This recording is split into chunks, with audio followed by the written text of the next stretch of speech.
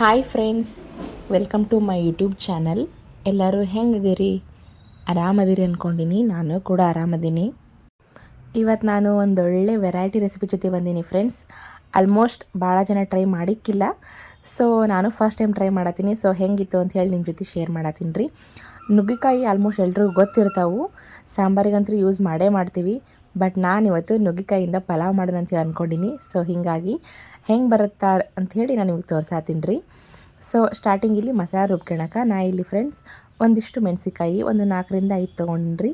ಒಂದು ಸ್ವಲ್ಪ ಶುಂಠಿ, ಒಂದು ಸ್ವಲ್ಪ ಕೊತ್ತಂಬರಿ, ಕರಿಬೇವು, ಸ್ವಲ್ಪ ಟೇಸ್ಟಿಗೆ ಪುದೀನ ಸೊಪ್ಪು ಹಾಕ್ಕೊಂಡಿನಿ. ಸೊ ಇದನ್ನೆಲ್ಲ ಹಾಕ್ಕೊಂಡು ನಾವೀಗ ಮಿಕ್ಸಿ ಮಾಡ್ಕೊಳ್ಳೋಣ. ಈಗ ಕುಕ್ಕರಿಗೆ ಬೇಕಾದಷ್ಟು ಎಣ್ಣೆ ಹಾಕ್ಕೊಂಡು ನಾ ಇಲ್ಲಿ 1 ಸ್ಪೂನ್ ಎಣ್ಣೆ ಆಮೇಲೆ 1 ಸ್ಪೂನ್ ತುಪ್ಪ ಹಾಕತ್ತೀನಿ ಫ್ರೆಂಡ್ಸ್, ಟೇಸ್ಟ್ ಚೆನ್ನಾಗಿ ಬರ್ತಂತ ಹೇಳಿ. ಸೊ 1 ಸ್ಪೂನ್ ತುಪ್ಪ 1 ಸ್ಪೂನ್ ಎಣ್ಣೆ ಎಲ್ಲ ಹಾಕಿದ ಮೇಲೆ ಇದಕ್ಕೆ ನಾವು ಪಲಾವ್ಗೆ ಏನೇನು ಹಾಕ್ತೀವಲ್ಲ ಅವೆಲ್ಲ ಮಸಾಲೆ ಐಟಮ್ಸ್ ಹಾಕ್ಬೇಕಾಗತ್ತೆ ರೀ. ನಾನಿಲ್ಲಿ ಪಲಾವ್ ಎಲೆ, ಆಮೇಲೆ ಮರಾಠಿ ಮೊಗ್ಗನ್ ಬರುತ್ತಲ್ಲ ರೀ ಅದು, ಅದಾದಮೇಲೆ 1-2 ಪೀಸ್ ಚಿಕ್ಕವು ಚಕ್ಕೆ, ಆಮೇಲೆ ಒಂದಿಷ್ಟು ಮೆಣಸು, ಆಮೇಲೆ ಒಂದಿಷ್ಟು ಕಸೂರಿ ಮೇಥಿ ಅಂತಾರಲ್ಲ ಫ್ರೆಂಡ್ಸ್ ಅದು, ಅದಾದಮೇಲೆ ಒಂದು ಸ್ವಲ್ಪ ಏಲಕ್ಕಿ, ಇವಿಷ್ಟನ್ನು ಹಾಕ್ಕೊಂಡಿನಿ ರೀ. 4 ಲವಂಗ ಜೊತೆಗೆ. ಸೊ ಇದಿಷ್ಟು ಮಸಾಲೆ ಐಟಮ್ಸ್ ಹಾಕಿ 1-2 ನಿಮಿಷ ನಾವು ಎಣ್ಣೆಗೆ ಫ್ರೈ ಮಾಡೋಣ ಅಂತ. ಈಗ ಇದಕ್ಕೆ ಜೀರಿಗೆ, ಸಾಸಿವೆ, ಅದಾದಮೇಲೆ ನೋಡಿರಿ ಕರಿಬೇವು ಹಾಕ್ಕೊಳತ್ತೀನಿ ಫ್ರೆಂಡ್ಸ್. ಕರಿಬೇವು ಹಾಕ್ಕೊಂಡು ನಾ ಇಲ್ಲಿ 2 ಮೀಡಿಯಮ್ ಸೈಜ್ದು ಈರುಳ್ಳಿ ತೊಗೊಂಡಿದ್ದೆ. ಸೊ ಅವನ್ನು ಉದ್ದುದ್ದಕ್ಕೆ ಕಟ್ ಮಾಡಿ ಹಾಕತ್ತೀನಿ ರೀ. ಸೊ ಈರುಳ್ಳಿ ಎಲ್ಲ ಫ್ರೈ ಆಗತ್ತೆ, 1-2 ನಿಮಿಷ ನಾವು ಕೈ ಆಡ್ಸೋಣ ಅಂತ. ಸೊ ಫ್ರೆಂಡ್ಸ್ ನೋಡಿ, ಈರುಳ್ಳಿ ಎಲ್ಲ ಈಗ ನೋಡಿರಿ ಆಲ್ಮೋಸ್ಟ್ ಫ್ರೈ ಆಗಿದ್ದಾವೆ, ಬ್ರೌನ್ ಕಲರ್ ಬಂದವು.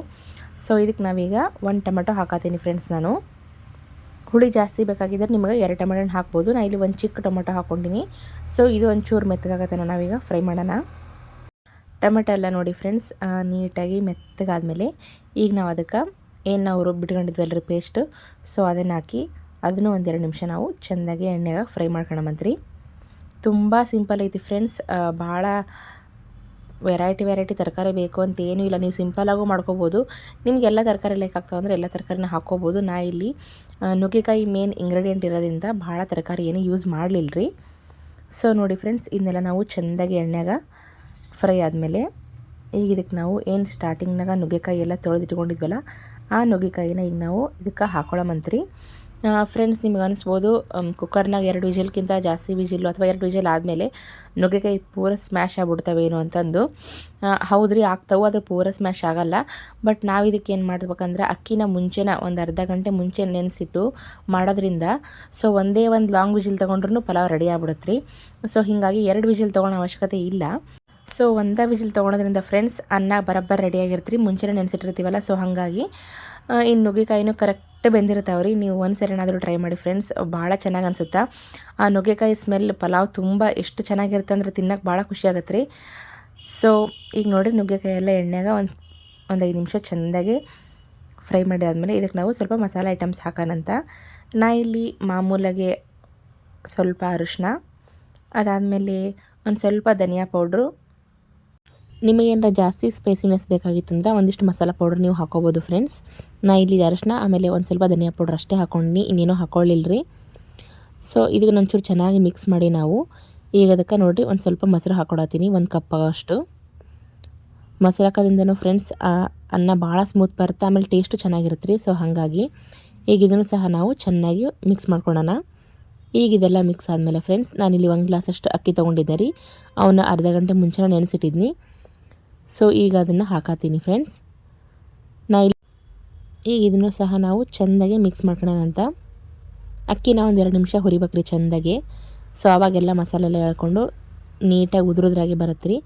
ಸೊ ಇದಕ್ಕೆ ನಾನು 2 ಗ್ಲಾಸಷ್ಟು ನೀರು ಹಾಕ್ಕೊಂಡು ಫ್ರೆಂಡ್ಸ್ ಈಗ ಇದನ್ನು ಸಹ ಚೆಂದಾಗಿ ಒಂದು ಮಿಕ್ಸ್ ಕೊಟ್ಟು ಲಾಸ್ಟಿಗೆ ಟೇಸ್ಟಿಗೆ ಎಷ್ಟು ಬೇಕಾಗುತ್ತಲ್ಲ ಅಷ್ಟು ಉಪ್ಪು ಹಾಕೊಳತ್ತೀನಿ ರೀ. ನಾನಿಲ್ಲಿ ಕಲ್ಲುಪ್ಪು ಹಾಕೊಳತ್ತೀನಿ ಫ್ರೆಂಡ್ಸ್.